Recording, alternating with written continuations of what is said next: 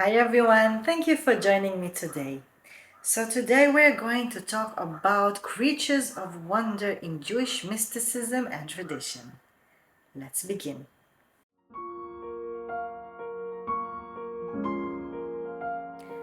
In every ancient culture, you can find legends about creatures of wonders that roam the earth. We find them in the skies and in the water and on earth and sometimes in caves, and we are going to meet a few of them that are very interesting and very mysterious. Let's start by meeting creatures that live in the sea.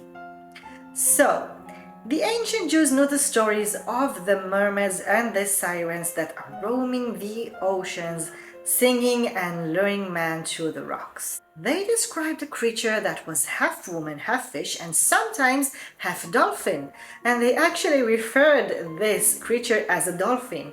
And one of the weirdest discussions that we find in the ancient text is it okay, and more than that, is it kosher to eat this creature, which is half person and half fish, because, well, it's a half of a person and half of a fish. The conclusion is unclear, but the discussion itself is weird. But mermaids, or dolphins as they refer to them, were not the only one roaming the sea. There were creatures such as the Leviathan that roam the underwaters as these gigantic fish or sea monsters. Now in Hebrew, Leviathan or Leviathan as we say it is the word that describes a whale. But in the old writings they talk about sea monster, this big fish. Leviathan is the name of the fish that is swallowing Jonah the prophet. And it is one of the sea monsters that God fought in the early of times, and one day it will be served to the sages in heaven, to the righteous people, and apparently it's kosher. It is interesting that many of the discussions they had about creatures of wonders were whether you can eat them or not. Sorry if you're vegetarians. They also spoke of these gigantic crocodiles or even sea serpents that roam the underwater. And one of those gigantic serpents is sometimes being known as the serpent of the Garden of Eden.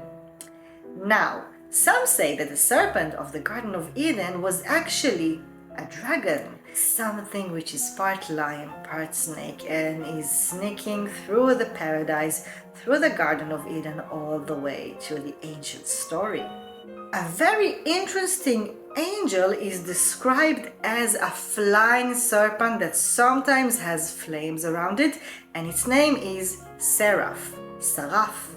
And there, if you raise your eyes to the heavens or maybe to the trees, you have a lot of mysterious birds that you can find. There's a very big bird that is known as Ziz, the bird of the Ziz. They say that the bird of the Ziz is so big and it has another name, Bar Yochani. Bar Yochani stands with its legs underneath the sea and its head all the way up in the heavens. And once upon a time, Bar Yochani laid an egg, but it didn't catch it on time. So the egg dropped down, broke on the earth, and drowned 3 cities. We also know of a griffin or a griffon. That is a symbol of a bird which is half bird and half lion. Another possible name of this griffin or griffin is Grupit, a wondrous bird. A griffin or a griffon was a symbol that you can find all throughout the Near East as a symbol of protection.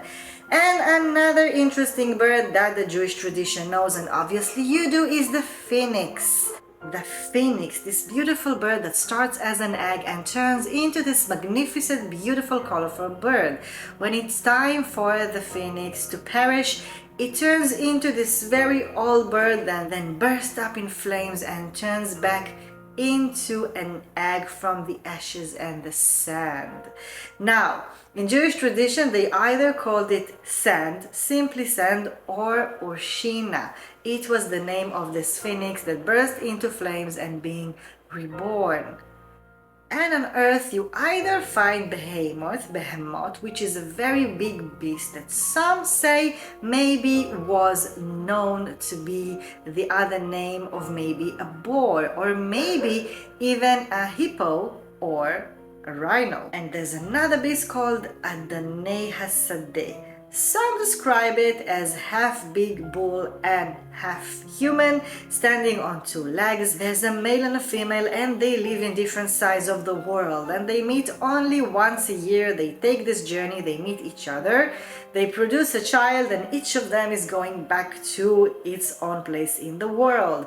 When the female is pregnant, towards the end of its pregnancy, it is so heavy that all she can do is lay on her back and turn from side to side. She can't stand. And when she sleeps and there's, sorry for that, drooling coming out, there's so much of that every time she turns to the other side, there's a field blossoming there. They also knew of centaurs, half horses and half humans, and also of unicorns. Now there's an animal in those areas called re'em, and when it stands from the side and you can't see that it has two horns, it actually looks like one horn coming out of its forehead. And some say that maybe this is the origin of this unicorn. It is interesting to see how legends and how creatures of wonders and stories about them migrate from one culture to another. Every culture changes something, adds some local spices, and embraces it in a way to fit into the mythology that it creates. Has someone seen those creatures? Maybe once they existed? I don't know. But we can stay with the magical stories and enjoy them. Thank you so much for watching. I will see you next time.